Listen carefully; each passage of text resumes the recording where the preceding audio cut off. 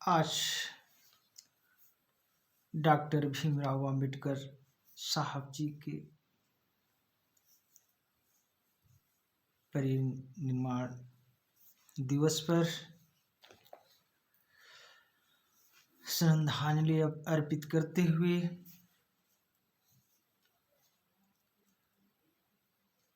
सत नमन है और सभी संत महापुरुषों को भी नमन है। मैं सुरेंद्र कुमार कुर्रे, जिला बलरामपुर, रामानुजन, छत्तीसगढ़। देश दुनिया के सभी बुद्धिजीवी सज्जनों, सम्मानित दोस्तों, बंधुओं, क्रांतिकारी महिलाओं को भी नमन बंदन है। नन्हे मुन्ने बच्चों को बहुत बहुत दुलार प्यार। दोस्तों, आज के ही दिन यानी 6 दिसंबर 1956 को बाबा साहब ने मृत्यु को प्राप्त किए थे और बाबा साहब जी का जन्म 14 अप्रैल 1891 में हुआ था।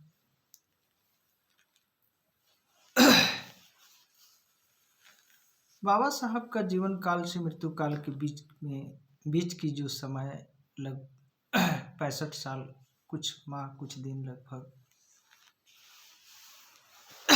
उनकी जीवन काल रही।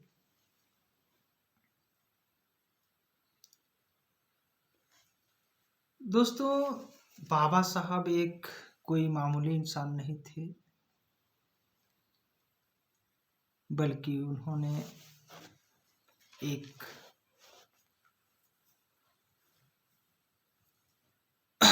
बहुत ही बड़े विद्वान थे। इसलिए बाबा साहब को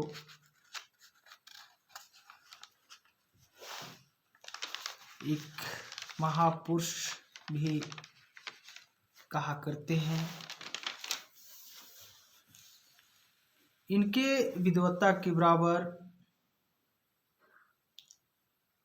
इनके जीवन काल में भी कोई नहीं थे और मुझे लगता है कि इनके विद्वता के बराबर शुरू से आज तक भी कोई नहीं हुए हैं।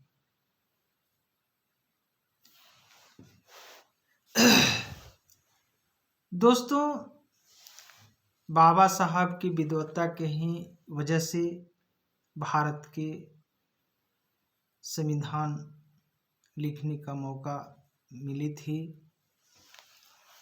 जो इनकी लिखी हुई भारत के संविधान का बखान पूरे दुनिया में हुआ करती है,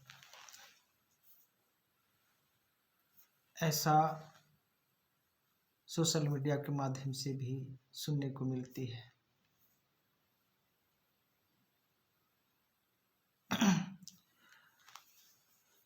दोस्तों, सबसे बड़ी सोचनीय विषय है कि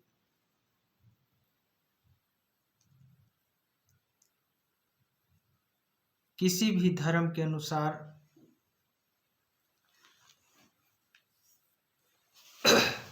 जैसे कुरान कहती है मुसलमान बनो, बाइबल कहती है ईसाई बनो, और हिंदू धर्म के अनुसार लोग कहते हैं कि हिंदू बनो। लेकिन दोस्तों, बाबा साहब का ही लिखी हुई एक ऐसा संविधान है जो हम सभी को कहती है कि इंसान बनो। इसलिए संविधान के मूल सार्थक तत्वों में समता, स्वतंत्रता, बंधुत्व और न्यायपूर्ण सभी भारतवासियों को जीवन जीने की कही गई है। लेकिन दोस्तों, सबसे दुख की बात है कि बाबा साहब इतने बड़े विद्वत्ता होने के बावजूद भी उनके जीवन काल में षड्यंत्रकारियों के द्वारा बहुत सारे कठिनाइयों का इन्हें सामना करना पड़ा था।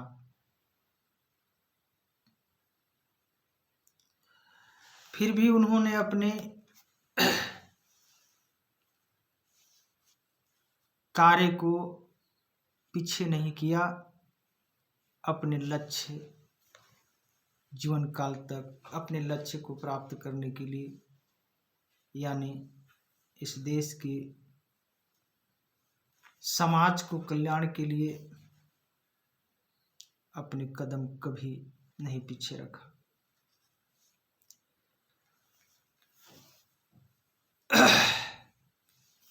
दोस्तों, भारत का संविधान निर्माण के लिए उन्हें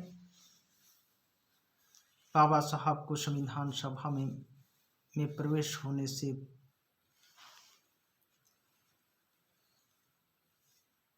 रोकने के लिए कई साजिश किया गया था।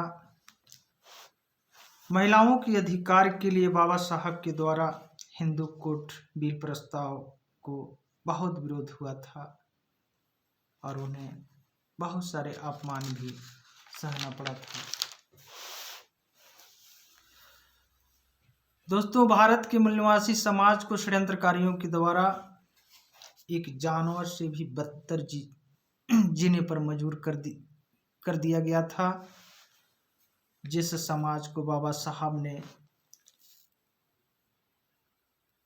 इंसानियत जीवन जीने की उन्होंने संवैधानिक अधिकार दिए। जिस षड्यंत्रकारियों ने बाबा साहब को उनके जीवन काल से लेकर आज तक भी अपमान करते हैं, ये सबसे बड़ी दुखद बातें होती है कि आज एक ज्ञानियों का क्या कदर है। दोस्तों, इस बात को समझना होगा हम सभी को। लेकिन बाबा साहब ने अपने कर्तव्य से कभी नहीं मुड़े। जिन बाबा साहब को षड्यंत्रकारियों ने शुरू से आज तक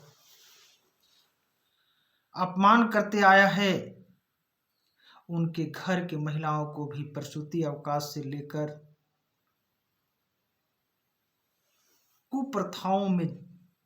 कुप्रथाओं के जंजीर में जकड़ी हुई महिला को और इस भारत की सभी महिलाओं को मुक्त करते हुए उन्हें संपत्ति पर बराबर के अधिकार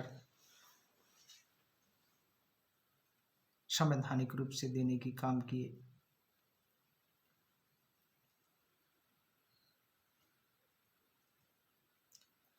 दोस्तों, बाबा साहब ने भारतवासियों के लिए संवैधानिक अधिकार तो दिए ही,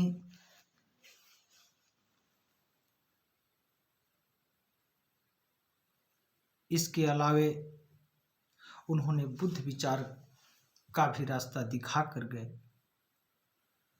कितनी उनके पास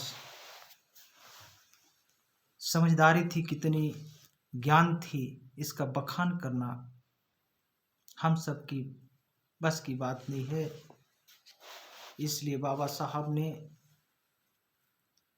14 अक्टूबर 1956 को बुद्ध धर्म को स्वीकार किए थे, यानी बुद्ध विचार को। आज लोग कहा करते हैं कि बुद्ध धर्म। दोस्तों, कहने की सबका अलग अलग शैली है। उन्होंने बुद्ध धर्म को इसलिए, बुद्ध विचार को इसलिए अपनाया क्योंकि बुद्ध जी के विचार में करुणा, दया, प्रेमशील, समानता सिखाती है। यदि बाबा साहब को धर्म अपनाना होता तो भारत में बहुत सारे धर्म थे, लेकिन उन्होंने सिर्फ बुद्ध जी के विचार को ही अपनाए थे।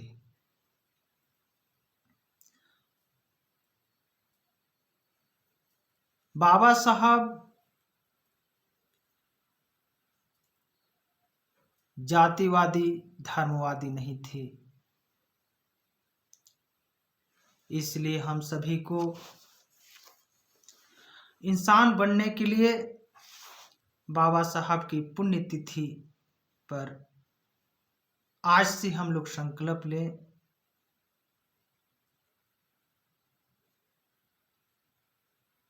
कि उनकी सारे कर्तव्यों को अमल में हम लोग लाएं और इस देश के समाज को और देश को एक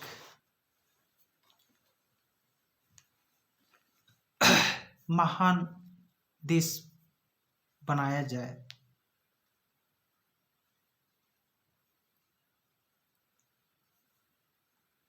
मैं इतना ही कहकर पुनः आप सभी से निवेदन है कि इंसान का कदर करना चाहिए,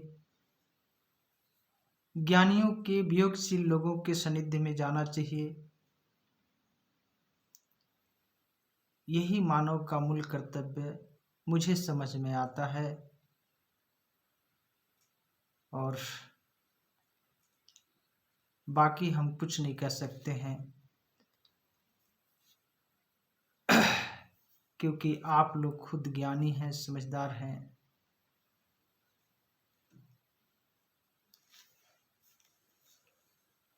सभी को जय भीम, जय मूल निवासी, जय मानव समाज, जय समझ समाज।